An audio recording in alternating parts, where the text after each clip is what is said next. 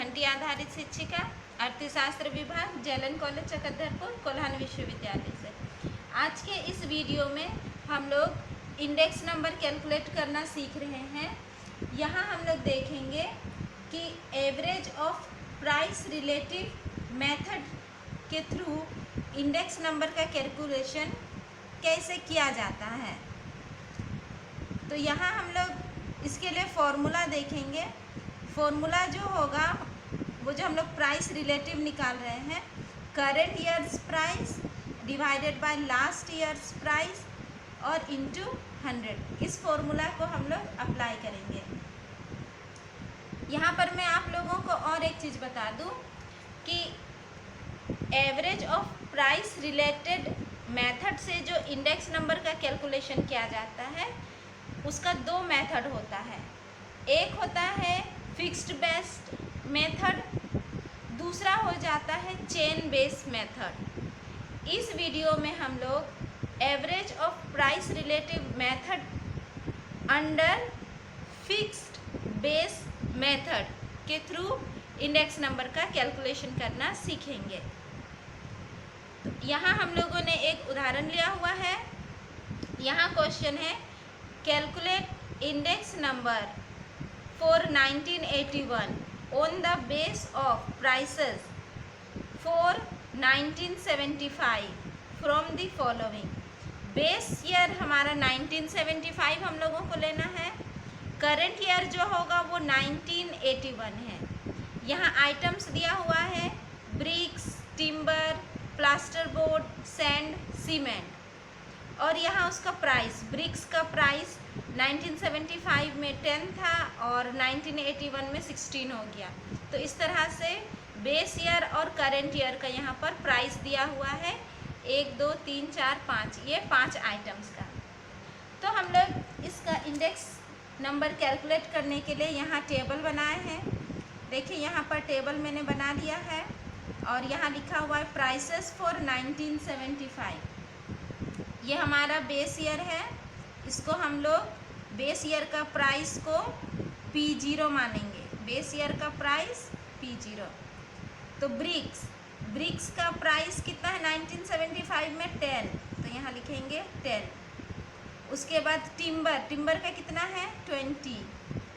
Plaster board उसका कितना है 5। सैंड का कितना है 2। और सीमेंट का कितना है 7। इस तरह से हम लोग बेस ईयर का प्राइस लिख लिए हैं। यहाँ देखिए, यहाँ पर बेस ईयर 1975 का प्राइस दिया हुआ था, उसको हम लोग यहाँ पर लिख लिए हैं। अब यहाँ पर रिलेटिव्स, आपको याद रखना है कि जो बेस ईयर रहता है, बेस ईयर का रिलेटिव्स हमेशा 100 होता है। तो यहाँ भी हम लोग 100 लिखेंगे, यहाँ भी 100 लिखेंगे, यहाँ भी 100 लिखेंगे। इस तरह से हम लोग 100 लिख दिए। प्राइसेस फॉर 1981, ये हमारा करंट ईयर है, इसको हम लोग P1 मानेंगे। तो 1981 का प्राइस कितना है, देखिए ब्रिक्स का 16, तो ब्रिक्स का 16, टिम्बर का 21,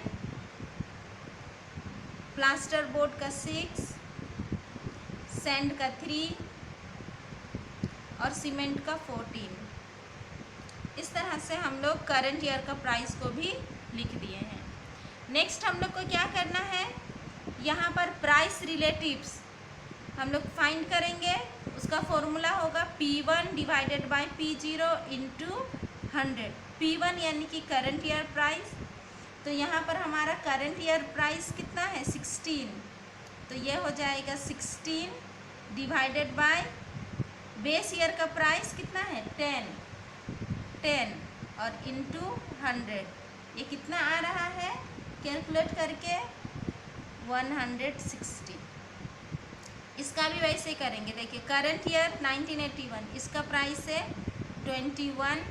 बेस ईयर का प्राइस कितना है 20 और इंटू 100, ये कितना आ रहा है 105। फिर यहाँ करंट ईयर का प्राइस है 6, बेस ईयर का प्राइस है 5 इंटू 100,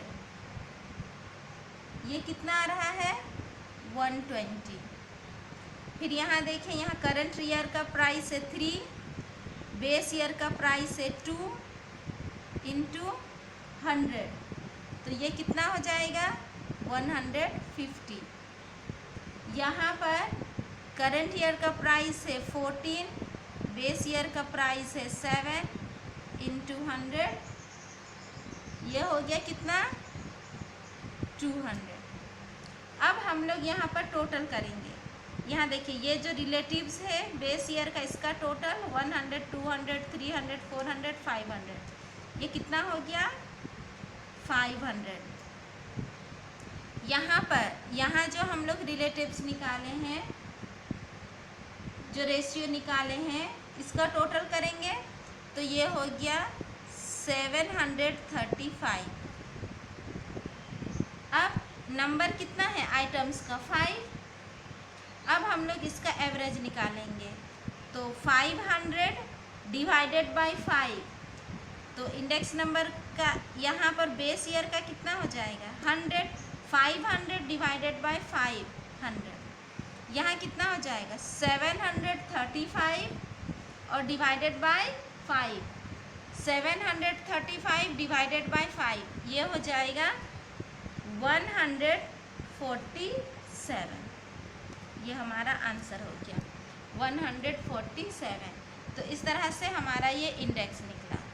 तो ये टेबल बना के और इस तरह से कैलकुलेशन करके हम लोगों ने क्या सीखा कि average of price relative method से फिक्स्ड बेस मेथड के थ्रू हम लोग इंडेक्स नंबर का कैलकुलेशन कैसे करेंगे। मुझे उम्मीद है कि आप लोगों को ये समझ में आ गया होगा। आप लोग इसको प्रैक्टिस करिएगा। आज के इस वीडियो के लिए इतना ही। दूसरे मेथड के बारे में हम लोग नेक्स्ट वीडियो में सीखेंगे। तब तक के लिए धन्यवाद।